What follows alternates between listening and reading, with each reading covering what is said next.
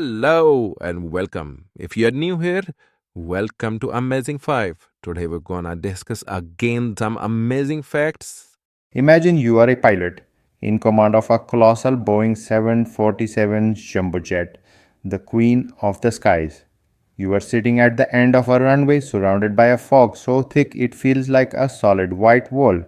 You can't see the other end of the runway. You can't see the control tower.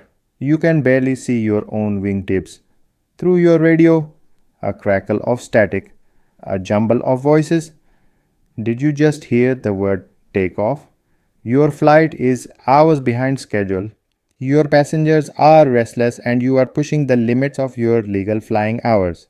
You make a decision that in the next 60 seconds will directly lead to the deadliest accident in the history of aviation, claiming 583 lives.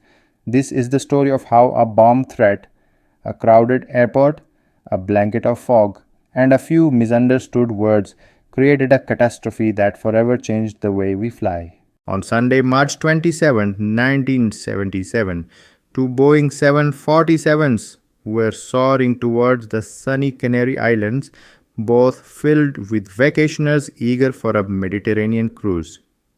KLM Flight 4805, originating from Amsterdam, was commanded by Captain Jacob Veldhuizen van Zanten, KLM's most prestigious 747 pilot and chief instructor. Pan Am Flight 1736, flying from Los Angeles via New York, was under the command of the equally experienced Captain Victor Grubbs. Their plans were shattered just minutes from landing at their destination, Las Palmas Airport. A terrorist bomb had exploded in the terminal, and a second threat forced the airport's complete closure. All incoming flights were diverted to the small, regional Los Rodeos airport on the neighboring island of Tenerife. This single act was the first link in a disastrous chain of events. Los Rodeos was completely unprepared for the sudden influx of large aircraft. Its single main runway and limited parking apron quickly became a chaotic gridlock of jets.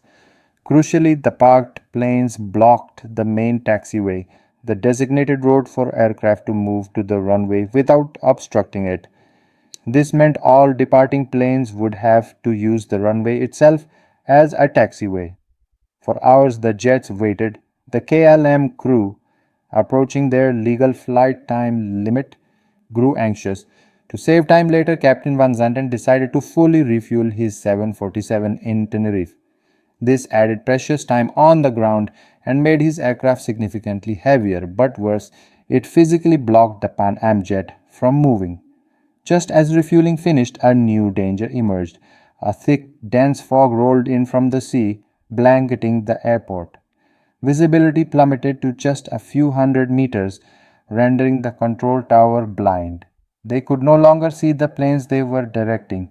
They had to rely solely on radio messages. With Las Palmas finally reopened, the tower instructed the KLM and Pan Am jets to back taxi down the runway. The KLM flight would go first, travel to the very end, make a 180-degree turn, and prepare for departure. The Pan Am flight was to follow it down the runway and take the third taxiway exit, C3, to clear the way. Aboard the Pan Am jet, the crew suddenly saw the landing lights of the KLM 747 bursting through the fog, coming straight at them at terrifying speed. "Get off! Get off! Get off!" screamed Captain Grubbs, shoving the throttles forward and wrenching the plane's wheel to swerve onto the grass. In the KLM cockpit, Captain Van Zanten saw the other plane at the last possible second. He cursed and yanked the controls back, desperately trying to pull the nose up and leap over the Pan Am jet. The tail of his plane scraped the runway in a shower of sparks. He almost cleared it, but the KLM's landing gear and engines sliced through the top of the Pan Am fuselage, ripping the cabin open.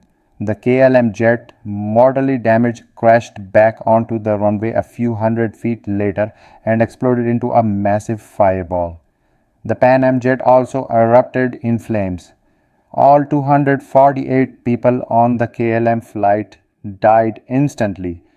Every flight taken today is safer because of the 583 people who lost their lives on a foggy runway in Tenerife.